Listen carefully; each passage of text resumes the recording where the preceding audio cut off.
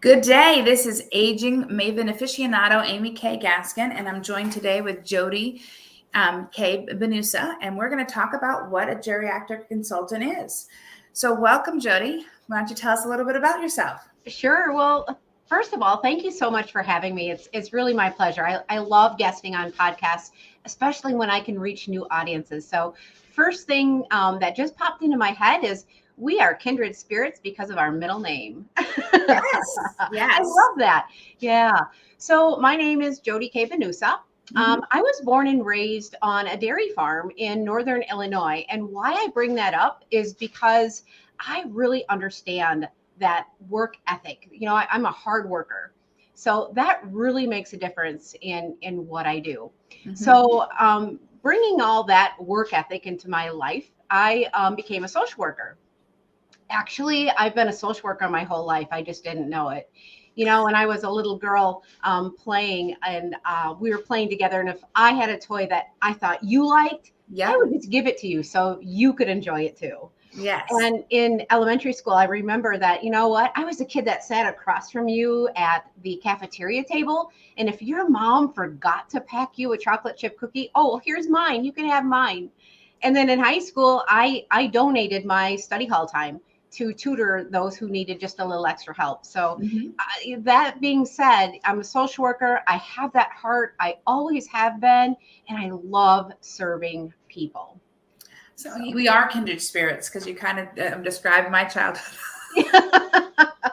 Yeah, I can remember, we back when they integrated schools where if you had a disability, you could finally come in and be mainstreamed with everybody else. And one of the students was in a wheelchair, and if someone decided they didn't want to push him around at recess, I was there, and I had fun, and we had the best time. And he ended up graduating before everybody in my class eventually. But we went to the reunion together, and it was pretty cool. He said he was really appreciative of that. But yeah, I'm one of those social worker people. I had to fix everything and give you what you need. Yeah. Okay. Yeah. Well, then my career, then I actually started my social work career in the nursing home setting. And that is really where I fell in love with what I call everyone who's lived before me. I just like love that. Yeah, because there's so much to learn. And I really started gleaning a lot from those residents there. And then I suddenly moved away and then became a hospital discharge planner at a level 2 trauma center. And I only bring that level 2 trauma center in for those listeners who don't know what that is. We got the worst of the worst. We took all the traumas. It didn't matter how bad it was. The only thing we didn't take were burn victims. Right. So, and I live right along Interstate 90 that goes across the country. So we would have people from all over the country get in accidents, near me. And that was my job, is to help them get discharged from the hospital and to help the families cope with that trauma that they've just gone through. So, yeah. Woke up one day and just realized, looking at the hospital, that I can't do this anymore. It's emotionally draining, especially when it's young people or children, just starting their life, getting into an accident, the college kid that's driving across the country for the first time. Yeah. Yeah. Well, what the issue was, I didn't realize how things were just piling up. I didn't realize that. And one day I just looked at the hospital as I was walking in and went, wow, I am not serving my patients the way they need or deserve. Right. And ethically, as a social worker, I just had to give that up. I was constrained by hospital rules and Medicare regulations. And now that I'm independent, now I can make recommendations and I can really offer you help. So really what I've done is I've taken my very specialized skill set of hospital discharge planning and I brought it to the public. So I'm very different and unique in the way that I can present. And if someone needs home health services, assisted living, long-term care, adult daycare, whatever it is, when that client comes to that community, they're ready to go. It's just as though they're discharging from the hospital. That's the only thing I know what to do. So it's wonderful working with my clients and with the communities. That's wonderful. I used to love when I was placing seniors and, diving into the family and giving them all their resources. But again, where I was working, they had, time constraints on how long you're supposed to spend with the family. You don't need to give them resources that you're not going to make money on. I'm like, well, how are they going to make a decision, if they're not getting everything they need to know? And I'm one of those people that I have to learn everything about everything. So so I want to make sure everyone has the resources that everyone has. And that's one of the reasons why I created this podcast, is because over the decade that I worked, I found out that the one thing that most families don't know is what to do and what resources are out there for me. And so to have a guide like a geriatric consultant to make sure that they have the resources and what they need to do is important. So why don't you, talk a little bit more about what you do? Sure. So let's go back to my definition of a geriatric consultant. Okay. And things that you should expect should you decide to hire one. So first of all, I love this. A geriatric consultant is kind of like a professional relative. I mean, we really get down into your business and we really get to know you, so we can make great recommendations, so we can serve you the best that we can. We're also kind of like a concierge or coach. I do spend a lot of time coaching my families, coaching the children of the aged loved one. And I love that too, just really getting everyone on the same page and believing and understanding everything that's really at hand. Perfect. So a geriatric consultant, if you want to say a concierge, a coach, a professional relative, so to speak. So that really means that I am your guide, I am your mentor, I am your teacher, and I'm your coach, all kind of wrapped up in one. Together, we decide what's going to be best for that loved one. And then we're going to move forward together in developing a plan. And depending on, in my case, how you choose to use my services, then either I supply you with a blueprint, or then I can actually, just from start to finish, you call me up and say, Jodi, can you just help my mom get to assisted living? I just want you to do it because I don't know how. Right. And the families don't, and they're afraid to ask. They're afraid to ask for help, and they don't even know what to ask for. And they're embarrassed that they don't know what to ask for. They feel guilty because, they're now having someone else do it, and they think they're too busy to do it on their own. And so, and then do you find that a lot of families are afraid to give you the information that they need, or embarrassed to give you the information that you need? No, because when someone finally reaches out and talks to me and wants to chat about what I can do to help them, they're so ready. They're so ready. So I was going to go back to what you just said. When I was in the hospital, my favorite part of being a social worker at that hospital, I worked on the ortho neuro units. Yeah. Was going into the room with the family, the patient, when the doctor got in there. Yeah. I acted as that family advocate, and I asked questions that I already knew the answers to, but I didn't think the family knew. So just helping them understand. Yeah, they don't know the questions to ask. And Exactly. So I used to have a little cheat sheet. I said, here, I'm going to give you a thing. These are what you need to ask when you go. Yeah. And back in the day, it was a lot easier when I could go with the family, because when you go with the family to tour a community or something, you're there to ask the questions that the answers to, that the family is going to forget to ask. And then the place I was with, did away with that. And I'm like, the family needs, especially if this is an emotional decision. And so, so I can definitely say that. And usually once people understand that you're there to help, they will give you the information that you need. And they also realize that the better information that they give you means the better match that you can make for them. Yeah. Yeah.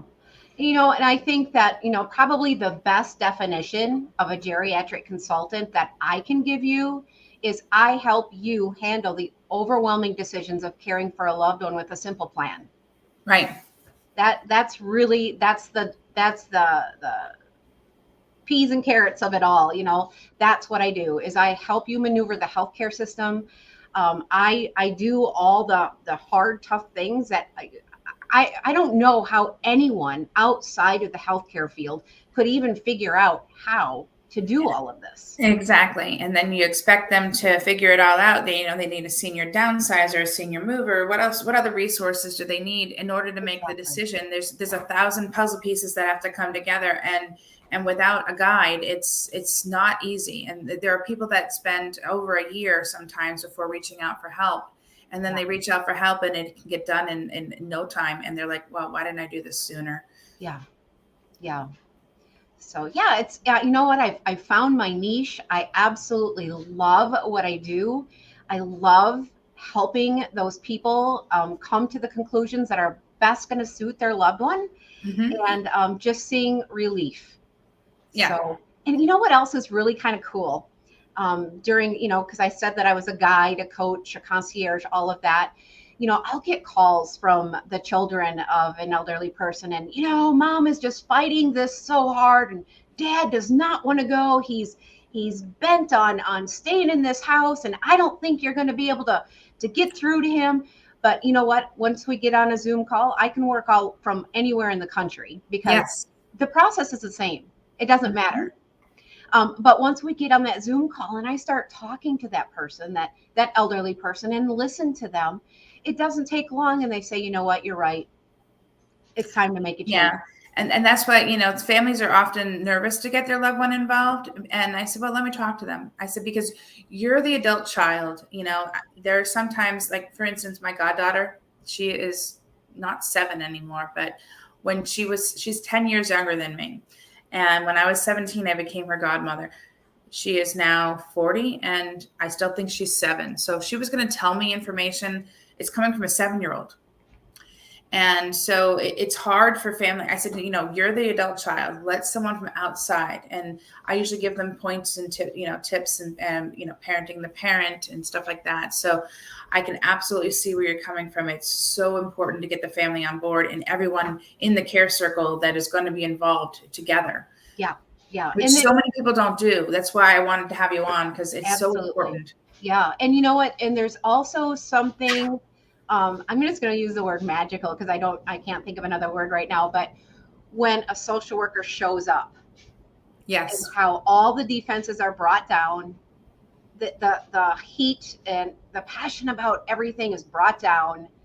And, it's just kind of neat to watch that process happen. So, yes. And the families see it too.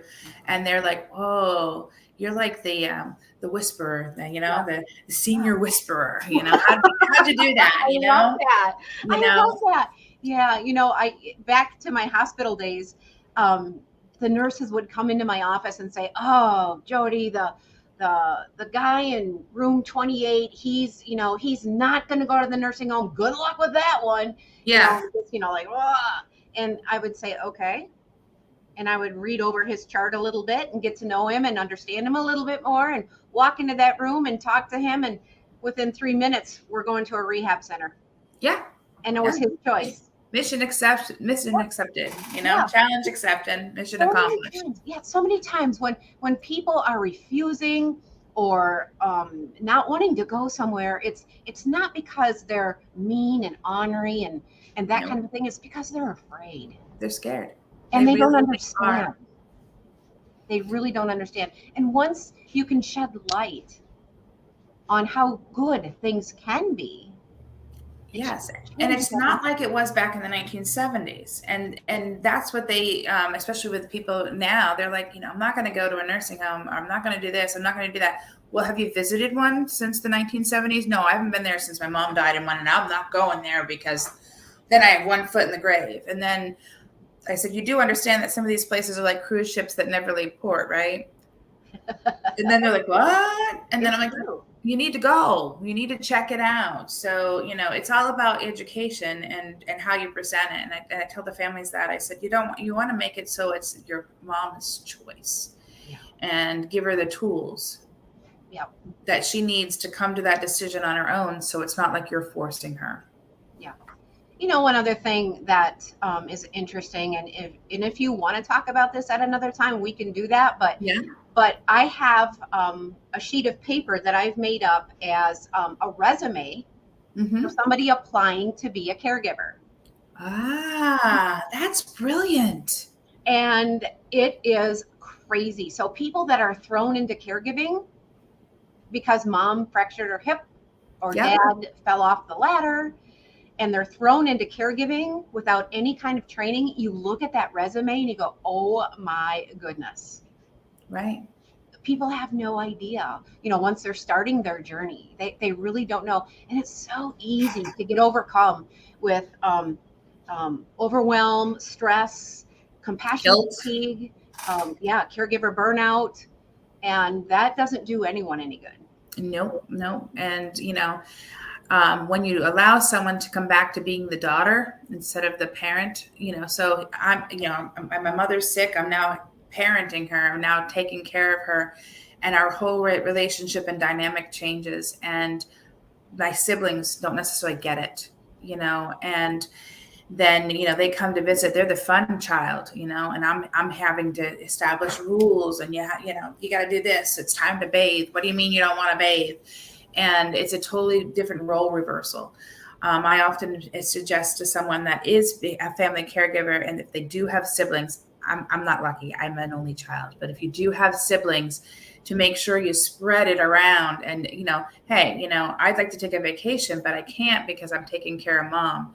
And the other siblings would say, why don't you come and take care of mom for a week? I'll stay with you for 2 days and show you how it's done. And once that happens, and it can't just be for 1 or 2 days, it can't be a long weekend. It's got to be a week, maybe even 2, because it's almost like baptism by fire, because number one, the family caregivers absolutely burnt out. They absolutely deserve a vacation, and the siblings then now appreciate just what the daughter is doing and giving up in the relationship. And then if you hire a caregiver and you can become the daughter again, you experience that too, and that's a gift. And some people feel guilt about that. Yeah, you said something so powerful right there. I don't even realize if you understand what you said. About being that daughter, because when you give that up and when you are only focused on being a caregiver, be prepared to suffer some trauma. Yeah. And that is really true. My youngest son was in a horrible motorcycle accident quite a while ago. Mm-hmm. And he was in a hospital in another state, and I went to him, and the social worker that he had didn't know how to do her job. So, I was that trauma social worker. I was, I knew exactly what to do. I literally had to take mom hat off and put social worker hat on. He almost died twice, so after the fact, after we all got done and everything was done, I went through quite a period of depression. Yeah, I would imagine. And I identified that as because I wasn't able to be my son's mom. Yeah, you can't. I couldn't do it. Yeah. So if you lose a parent and then you're left with another parent and everyone's grieving, and it's emotional for everyone.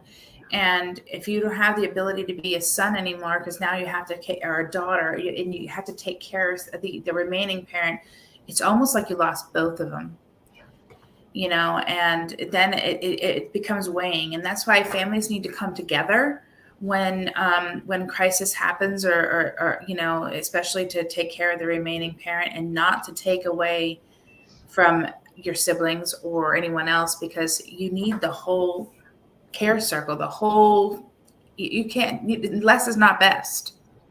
So true. Less is not best. You need the family to come together and be together and help one another. So I'd love to talk about caregiver burnout, stress, overwhelm, all of that. I'd love, so anytime. Yeah, we'll come back. You have to sign up for another episode.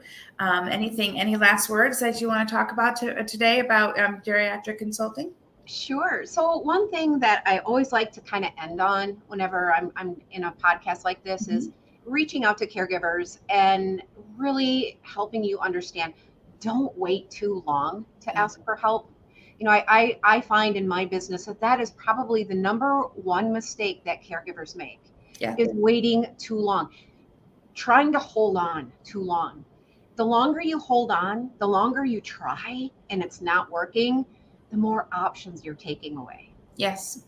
Yeah. I worked with a family that experienced that firsthand. And up in New England, we plan ahead. And so it was very different when I moved from New England down to Florida and helped more Florida families and less New England families. But it took them 2 years to figure out what to do with mom. And during that time, she declined a lot.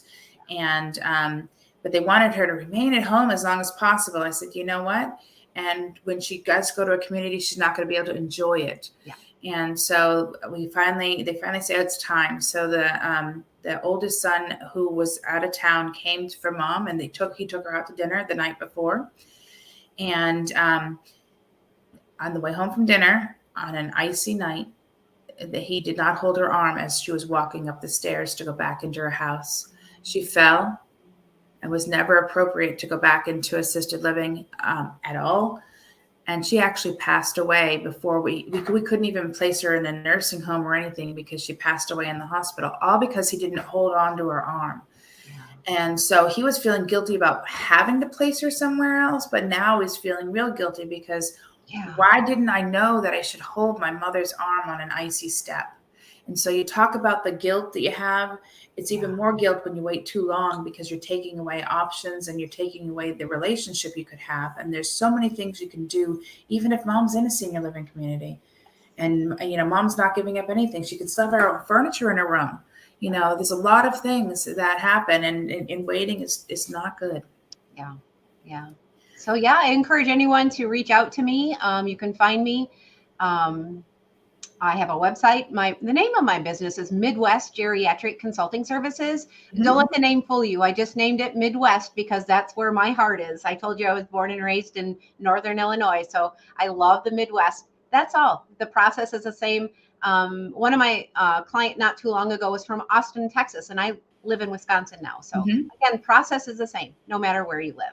That's right. So I will put your website in the comment section whenever I share your video, and it will be on YouTube, and your website and contact information will be below this video. Thank you so much. Well, thank you. And thank you for appearing today on Ask Amy About Aging. And this is Aging Maven Aficionado, Amy Kay Gaskin. And I was joined today with Jodi Kay, Benusa. And we talked about what a geriatric consultant can do for you. And so I encourage you to reach out to her. Thanks again for coming on my show today. I look forward to having you as a guest in the future. And thanks again. Bye-bye. Bye-bye, everyone.